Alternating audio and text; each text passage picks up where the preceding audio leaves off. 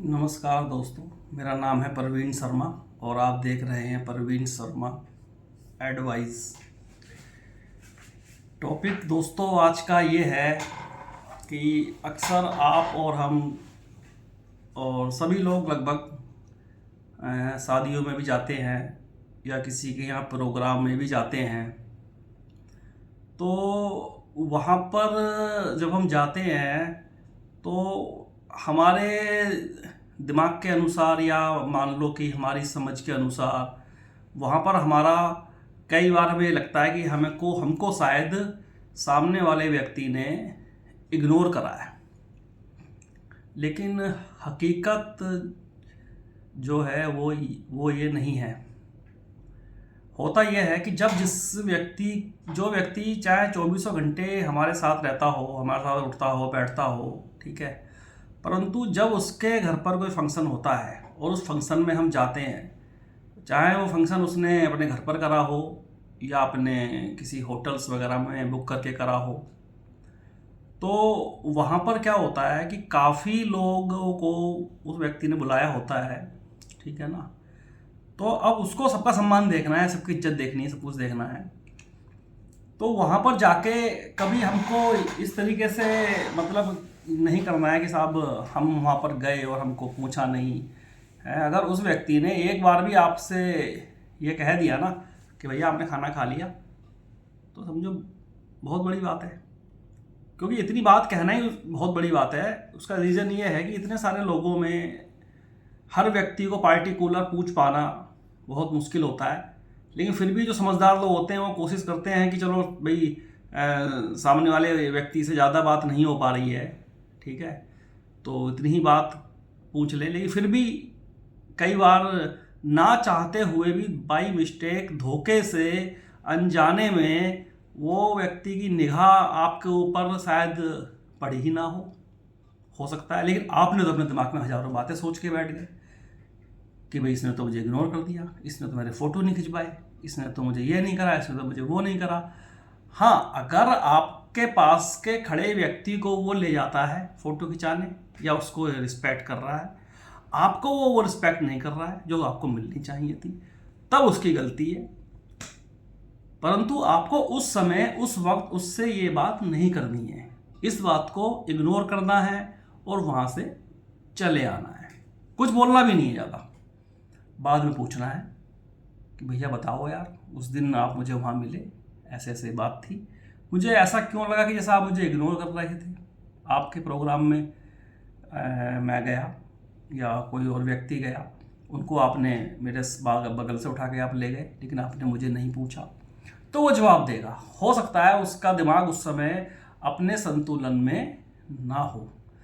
तो मित्रों, दोस्तों, मेरे कहने का मतलब यह है, बातों को हमें, जब तक हम बातों को इग्नोर करना नहीं सीखेंगे तब तक हमारी ज़िंदगी खुद परेशानी में रहेगी। उसके जिम्मेदार भी हम खुद रहेंगे। ऐसा नहीं है कि कोई और रहने वाला है।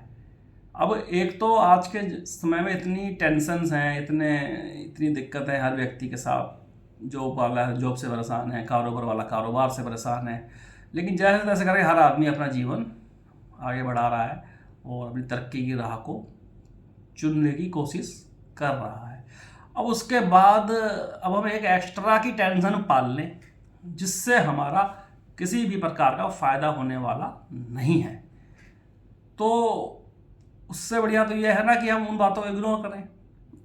क्योंकि कभी कभी दिखता जो है वो होता नहीं है, हमको लगता है। और कई जगह ऐसी भी होती हैं जहाँ आपको ये लगता है कि यहाँ तो भाई हमारी बहुत इज्जत हुई है, हद से ज़्यादा इज्जत हुई है, ठीक है ना। क्योंकि हमारे घर में भी जब कोई प्रोग्राम होता है तो पर व्यक्ति को पूछ पाना थोड़ा सा मुश्किल होता है। हालांकि इसका एक सिंपल सा तरीका है जो मेरे दिमाग से मैं बता रहा हूँ आपको, आप लोग इसको अपना सकते हैं। अगर आपके यहाँ कोई फंक्शन है, प्रोग्राम है, तो आपके घर में और भी काफ़ी लोग होंगे, रिश्तेदार भी आते हैं, सगे रिश्तेदार भी होते हैं। तो इसमें हमको ये करना है कि जो दो व्यक्ति मैन जो हैं वो दो व्यक्ति घर के गेट पर या किसी प्रोग्राम में, पार्टी में, उस गेट पर अपने कोई सोफ़ा डाल के या कुछ भी डाल के बैठे हैं या खड़े रहें। तो क्योंकि जो भी आदमी एंट्री करेगा ना उस गेट से करेगा। जब गेट से एंट्री वो करेगा तो आपको कुछ नहीं करना है, भाई साहब नमस्ते, आइए बैठिए, चलिए, उसे गले में खाना खा लीजिए, खाना खाइए जी, बस इतना ही पूछना है। तो उसमें क्या होगा ना, हर व्यक्ति वहीं से गुजरेगा तो आपसे मिल के निकलेगा वो। अब अंदर पार्टिकुलर जब फील्ड में प्रोग्राम है या किसी हॉल के अंदर है, वहाँ पर अगर आप ये चाहेंगे कि हम इस तरीके से जाके एक एक व्यक्ति को पूछ लें, तो आपसे जिसके घर में प्रोग्राम है उस व्यक्ति से ही काफ़ी लोग छूट जाएंगे, और वो लोग उसको देखते रहेंगे। जो प्रोग्राम से घर में होता है या वो आदमी मैन पार्टी होता है, तो उसकी ऊपर सबकी निगाह होती है, वो भीड़ में से भी कहीं निकलेगा ना, तो उसको तो लोग पहचानते ही हैं उस टाइम, वो भले ही ना देख पाए कुछ लोगों को। तो उन लोगों को ये लगता है कि शायद इसने हमको इग्नोर करा, लेकिन रियल में ऐसा नहीं होता है, क्योंकि कोई व्यक्ति होगा ऐसा बेअक्ला जो कि अपने घर पे किसी को प्रोग्राम में बुला के और उसके साथ में इस तरीके की हरकत करेगा। ऐसे बेअक्ल होते हैं, बहुत कम मात्रा में होते हैं, ठीक है ना, हर आदमी ऐसा नहीं होता है। और दूसरी चीज़ एक और है सर, वो ये है कि अब किसी के भी आप प्रोग्राम में दोस्तों गए हैं, तो वहाँ पर जो लोग गलत पद्धति के हैं, क्योंकि देखो ऐसी शादी विवाह में कहीं भी आप जाओगे तो 2 4 5 10 लोग गलत पद्धति के मिल जाएंगे। अपने रिश्तेदारी में अगर आप जाओगे तो वहाँ भी आपसे कुछ चिढ़ने वाले मिल जाएंगे, जबकि आपकी उनसे कोई दुश्मनी नहीं है, फिर भी वो लोग आपसे खफा होंगे। डायरेक्टली इनडायरेक्टली कोई ना कोई ताना मार सकते हैं आपकी तरक्की को देखकर, बड़े आदमी हो गए हो, पूछते नहीं हो, फ़ोन नहीं करते हो, अब तो बात भी नहीं करते हो, ठीक है। तो इस प्रकार की बातें भी सुनने को आपको पड़ेंगी। तो उन बातों का जवाब उल्टा ना दे करके बहुत प्यार से दो। देखो जी, बिजी रहते हैं आप, समय नहीं मिल पाता है, आज समय मिला आपसे तो शादी में आए हैं, आप प्रोग्राम में आए हैं, ठीक है। आप भी तो नहीं फ़ोन कर पाते हो, आप भी बिजी रहते हो, आप भी इसलिए नहीं कर सकते।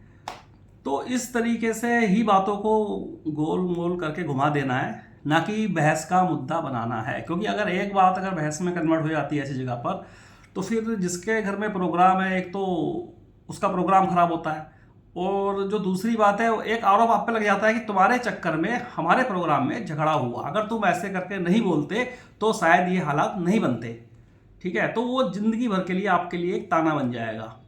तो इसीलिए कभी भी किसी के घर जाओ, कहीं प्रोग्राम में जाओ, कुछ भी जाओ, शराबियों से दूर रहो, ठीक है, जो पीने खाने वाले लोग हैं, ठीक है। तो कुछ लोग तो भी पी के नहीं बहकते हैं, लेकिन बहुत से लोग ऐसे होते हैं पीने खाने के बाद बहक जाते हैं, और कुछ उनका बहाना भी होता है कि पी ली थी इसलिए बोल दिया, और पी के ही सच बात बोलते हैं। बहुत से लोग ऐसे भी दिखा दूंगा आपको मैं, जो पीने के बाद अपने मन की भड़ासे निकालते हैं। तो ऐसे भड़ासे निकालने वाले रिश्तेदारों से दूर रहें और अपना बचाव करें, बस।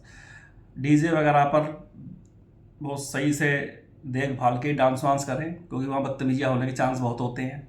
तो यह है, मतलब आदमी जाता खुशी के माहौल में है, बहुत जगहों पे ऐसे गलत।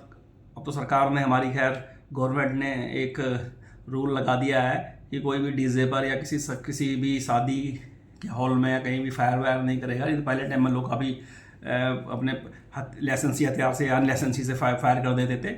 ये काम हमारी गवर्नमेंट ने बहुत अच्छा करा, ठीक है, सरकार ने बहुत अच्छा करा, इस पर रोक लगा दिया, और ये होना भी चाहिए, क्योंकि ये चीज़ शौक की नहीं होती है, ये चीज़ आदमी की आत्मरक्षा के लिए दी जाती है, ना कि शौक पूरे करने को दी जाती है।